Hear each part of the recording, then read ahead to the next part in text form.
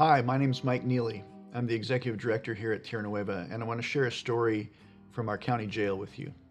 Many of our staff are jail chaplains in the county jail and in WSR at Monroe State Penitentiary. There's one young man that I've been visiting for a while in our county jail, and he's very similar. His life experience is very similar to that of many young men that we encounter who didn't know their fathers. Either their father was deported, or he's alcoholic and absent, or violent, or maybe they never even knew their parents, particularly the fathers.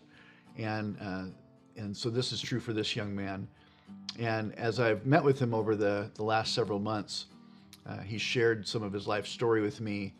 And at one point, I shared a story with him about a young woman that I had prayed with who had also experienced a lot of abandonment from her father.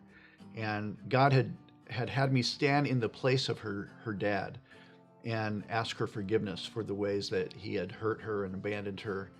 And then also felt like God had me bless her as a father. And it was a really unique experience that I've only had once or twice in prayer with people. And I had shared this a while ago with this young man. And I received a letter from him last week, and I want to read you a piece of it. His name, I won't tell you what his real name is, but we'll call him Santos. He said, I was wondering if you could stand in the place of my father and ask for forgiveness. I feel like I still kind of resent my father and hold a grudge in my heart because he was never there for me and he's in Mexico. I don't know if I'll ever get a chance to forgive the old man. If that's okay, I'd like you to do the same for me that you did for that woman. It would mean a lot to me, Mike, and to give that father blessing. I was really, really struck. I've never had one of the men I've met with in the jail ask me to do that for them. And so I was able last week to go in and visit him through the lawyer's booth, which has a plexiglass wall of glass between you and the person in the jail, and you're both sitting on either side of it and talking on phones. And I brought this letter in to remind him of what he had written, and I asked him if that was something that he really wanted me to do for him, and he said yes. And so I had taken a little bit of time to pray and think about exactly what I wanted to do. And so this is what I did as I stood in the place of his dad. I said, Santos, forgive me for never being there for you. Forgive me for abandoning you. Forgive me for not showing you how to be a man so that you had to learn it on your own from the streets.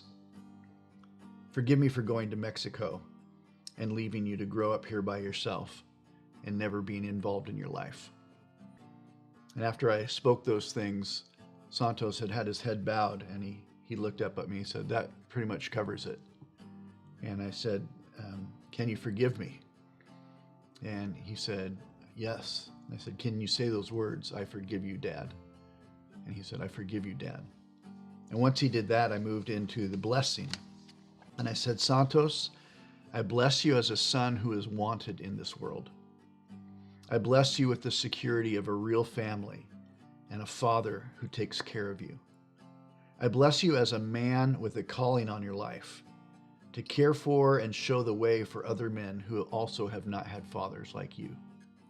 I bless you as a son of your Father who is in heaven to receive all of God's fatherly love, all his generosity, all of his kindness, all of his fatherly guidance and wisdom. I bless you that you would know your true Father who is in heaven.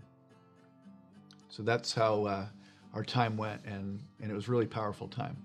I just wanted to share that with you. If you'd like to be more involved, I don't remember what I'm doing here, Calvin. Listen to our jail ministry share. Yeah, you can listen to our jail ministry share on our podcast by clicking on the link at the bottom of the page.